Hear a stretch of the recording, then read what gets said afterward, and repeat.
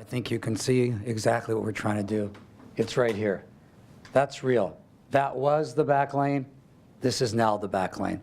And that's exactly what we're trying to do throughout the entire city. This is Aldo Santin. I'm the City Hall Bureau Chief with the Winnipeg Free Press.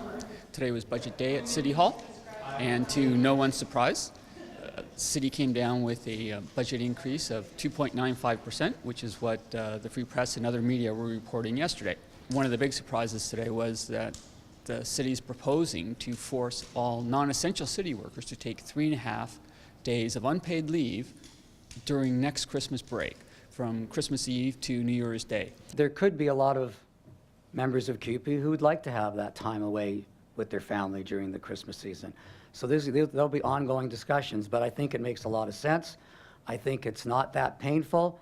It also helps in the big picture. The 2.95% budget increase will translate into $45 for a home that's assessed at about $263,000. The city has designated 1% of the tax increase to local street improvements, a reserve for local street improvements, which is a program they started last year.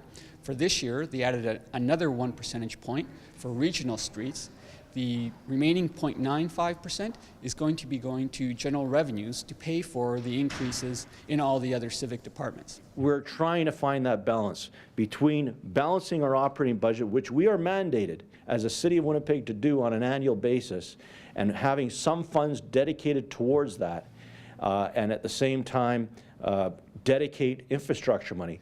Some of the highlights that were noticed by Finance Chairman Russ Wyatt and Mayor Sam Cates today was an unusual partnership that they're proposing with the YMCA for the construction of 3 new super rec facilities in the southwest, the northwest, and the northeast to be built over the next 10 years. This would be a partnership between the City of Winnipeg, the Ys, and the province of Manitoba. I can tell you that I have had preliminary conversations with the provincial ministers. They like the idea.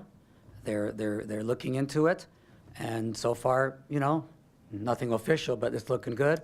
Anyone who from the south end of the city was looking for a Waverly underpass, you're out of luck because there's no money in the budget for that. I believe that will happen in the near future. There's no question about it, depending where it's coming from. I mean, if you're talking about Building Canada funds, for example, it would take all 3 levels to agree on that. So is that something that's possible? Yes. Is it something that's needed?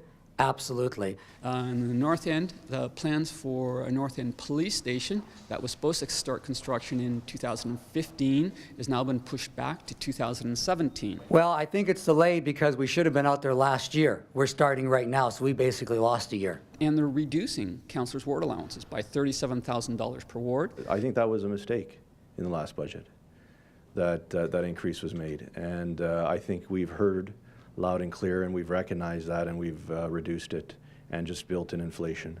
More details on the budget will be in Saturday's Free Press. From City Hall, it's Aldo Santin, City Hall Bureau Chief.